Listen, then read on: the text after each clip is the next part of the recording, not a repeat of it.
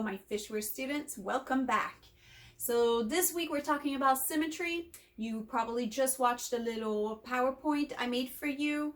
Now I'm going to show you how to make a perfect mirror image symmetrical insect. Okay, so you can either use crayons, pastels, or paint. Those would be the best. If you have chalk, that may work too. However, I would like you to use black today. So hopefully you all have some black and we could do this. If you can't, just message me and we'll figure out something. Okay, hopefully you guys will have a piece of paper. Try to make sure there's no line on it so it makes a beautiful piece of art.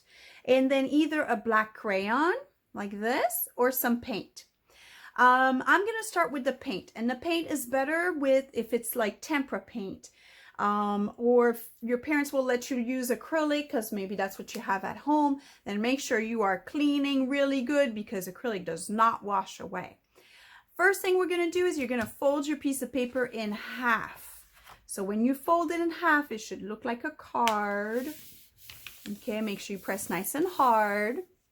Open it back up. And we're going to just paint half of our insect. I'm going to decide to make a butterfly because a butterfly, you know what, if I make a mistake, it's not going to be the end of the world. And we're only using black because next week we are going to color it. Okay, so I'm going to start right here on the top. I don't want to start right here all the way to the top. I want to start just a little bit below. So I'm going to take some of my paint and I'm going to paint the head of my butterfly. Now you can't just paint the whole thing. You have to paint just a little bit. Fold it, rub, and then open. Whoa, look at that. Now it didn't turn out perfectly. Look, some of it didn't really show on the other side, but that's okay. It's not a big deal. And then I'm going to make the body. So I'm going to make my body. Whoops. Now don't paint the other side. Fold it. And then rub it really good. Open it back up. Wow, look at that body now. Okay, I'm going to make some wings. I'm going to start with just doing one line. And what I did to my paint is I added a little bit of water so it would be easier. Open it back up. There it is. Okay, let's keep going. So I'm going to make this part of my wing. I'm doing it fast because I got to make sure it transfers. If it dries, it won't transfer. There we go. Okay, now I'm ready for my bottom wing. Like that. Okay, and I'm going to close it. Now, does your butterfly have to look exactly like mine?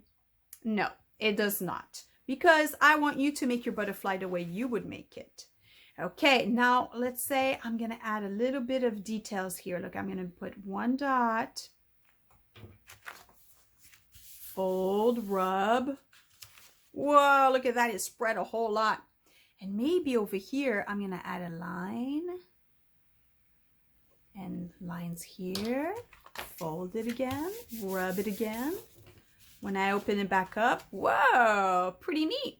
Oh, I forgot the antenna. So go back and do a tiny bit antenna. Okay, let's close, fold. And there's our butterfly. Awesome. So now I'm going to put this one away and I'm going to show you if you're going to draw with a crayon how it would look instead. Okay, so I already started this one. And this is the way it's going to work. So I did the head. And I press really, really hard on my crayon. Okay, if you don't press hard, it won't work. And then you close it. And then you have to use this part of your thumb, okay? And like fold it over and just rub, rub, rub, rub, rub super hard. And then open it. And you should see a little bit of it on this side. So then go back and you could color this part.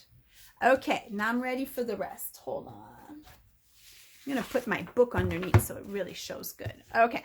So now I'm ready for my body. I'm only doing half. Don't do the whole thing. We want to make sure it's symmetrical. So I'm going to color really hard, fold, rub, and then open it back up. Do you see that?